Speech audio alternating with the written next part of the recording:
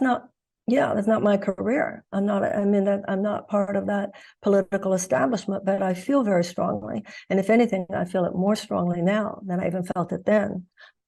The kind of energy that we need in order to disrupt the status quo, the economic status. Because I remember back during the primaries. So I'm left-leaning. I'm a socialist. You know, I'm one of the unpleasable, never happy types, of course.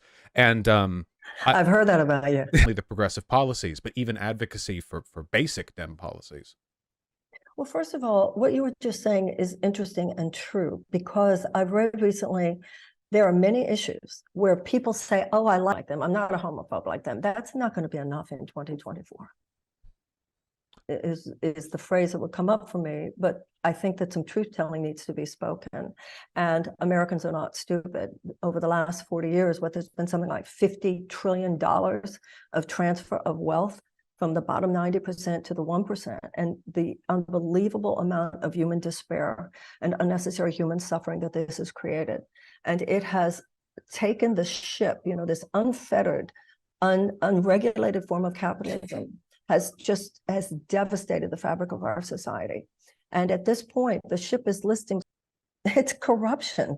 The system is corrupt. Yes. The undue financial influence of huge corporate entities and the billionaire class on our Congress, so that you've got the Republican Party completely sewn up, challenge the underlying forces that make the return of all that suffering inevitable. Why? Because those forces represent the corporate money that they too are taking. That a lot of people on the left are tied to this idea of a very old-fashioned notion of movement building. It's based on this old-fashioned organizing, all of which is true. Raised in Florida, they will listen, right? I mean, if you can find the right way to get it across to them. People don't like to be condescending. On every level. Yeah. So, okay. So I wanted to ask then. I'm really glad we agree on this, because it seems like the attitude. What theoretically you say you stand for? Do you think it'll change? Somebody changes it. How much time do we have, though, realistically? I mean, I don't want to be defeatist. I think that's the point. That's the point. We don't have time. When I hear all these lefties say, well, let's just sit this out and we'll come back strong after all this movement building for 2028, my fear is the authoritarian takeover. I think people are closer to the gates of the Bastille than we have any idea. So we have two forms of authoritarian threat.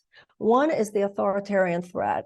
That's the ideological authoritarian threat, the almost Viktor Orban threat, the DeSantis telling colleges what they can study, telling librarians they have to, you know, take classic American classics off the government-approved off book the shelves. Yeah. The Supreme Court telling women what we can do with our bodies. That's the assault on democracy from the outside.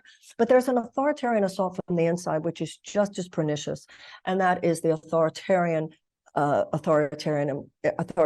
that is represented by plutocracy, authoritarianism that is represented by plutocracy, that is represented by corporate power dictating to our government the way it does. You can't have a plutocracy and a democracy. So to whatever extent the Democratic Party is playing footsies under the table with the oligarchy, they're not standing up for democracy either. And that's why it's not going to come from in there. It's going to come from all of us coming in there and cutting the cord to that probably from the outside. I just don't see any other way. Because when you see the people who agree with me saying, oh yes, Nancy, oh yes, Hakeem, and going along, because I guess this is how we're going to strategize it and we'll get there later. And, you know, maybe they still believe we'll get there later, or maybe they believe, well, maybe we won't get there, but my career will get there. The American people, these are revolutionary times. So it's either going to be positive revolutionary change, or there's going to be violent negative revolutionary change. John F. Kennedy said, those who make peaceful revolution impossible make violent revolution inevitable. There's too much unnecessary human suffering in this country, and too many people feel we tried it with both of them and no one's helping me. And this is such a prescription for chaos beyond anything that we see now. So no, I don't think we have time. I think the time for us to get in there and say we need radical change radical meaning of the core, genuine fundamental economic reform. We need to provide universal healthcare, we just need to come in there, not incremental change, not this tweaking around the edges, but genuine reform. And I think we need to do it now. But once again, it's an economic authoritarianism. The fact that we don't have universal health care because of the insurance companies, that we don't have free insulin or very affordable insulin for everyone because of the dictatorial authoritarianism of the pharmaceutical companies, Mm-hmm. the dictatorial authoritarianism of the NRA, the dictatorial authoritarianism of big oil. We're killing ourselves. We're on a collision course with ourselves. Yes. And we continue with this fossil fuel extraction. I'm sorry, the president has given more permits for fossil fuel extraction than Trump did. So the Democrats are playing this sleight of hand. On one hand, yes, the Inflation Reduction Act, we have more money given for investments in green energy, all of which is good. On the other hand, giving a permit for an $8 billion infrastructure plan in Alaska. Interview you did, there was like a little bit of like a lightning round portion, and you were asked, hey, if you could only do one policy, you have to pick just one, what would you pick? And you gave a good answer. You said universal health care, Medicare for all. I thought that was a very good answer. I didn't. It's funny that you say that because I thought about it later and I thought, nope, I would have said something else, but go on. Okay. Well, what would you have said? Well, the undue influence of money, particularly corporate money, on our political system is the cancer underlying all the other cancers. That's true. So if I had that magic wand that I was asked, I would overturn Citizens United. Well, that's an even better answer. And we could talk off air. We could talk about this, but I can explain to you how it's not just Citizens United. It's McCutcheon. Of it's course. Buckley versus Leo. There's a whole bunch of those cases. But anyway, that's a very good answer as well. So I wanted to do a quick little lightning round for you. Okay. Give me an answer, one word. Got 3 quick questions. Number 1, can you beat Joe Biden? Yes. Number 2, can Joe Biden beat Donald Trump again or Ron DeSantis? No. Number 3, can you beat Trump or DeSantis? Absolutely. Let me in there. I think that's a good note to end on. We got some good news, y'all. Got some good news on the Marianne Williamson front. So, we discussed this before, but the first poll that had her name in it, she was at 4%. Now, that's a very low number. Bernie Sanders, when he first launched in 2015, also started at 4%. Okay?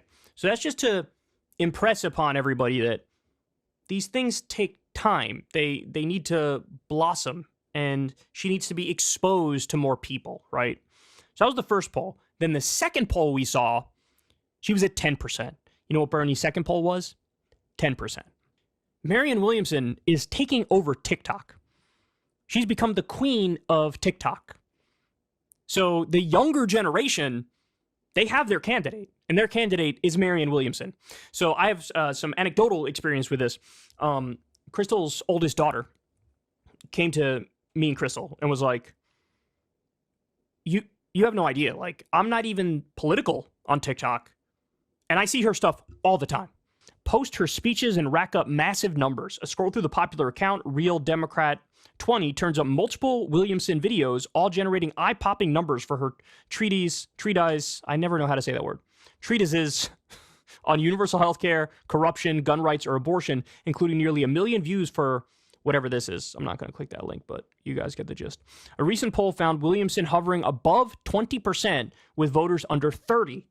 Some reasons for the support are obvious. Videos of her pledging to wipe out student debt and remove marijuana from Schedule 1 have predictably gone viral, but so have others that speak more holistically about the political system and the corruption that limits the ability of people to have their voices heard or their collective will translated into public policy. The reason why we are not adequately dealing with the climate crisis, and that is because of the obstruction from fossil fuel companies. Yes. Yes. Yes. Yes. Yes. Yes. Yes. Yes. Yes. Yes.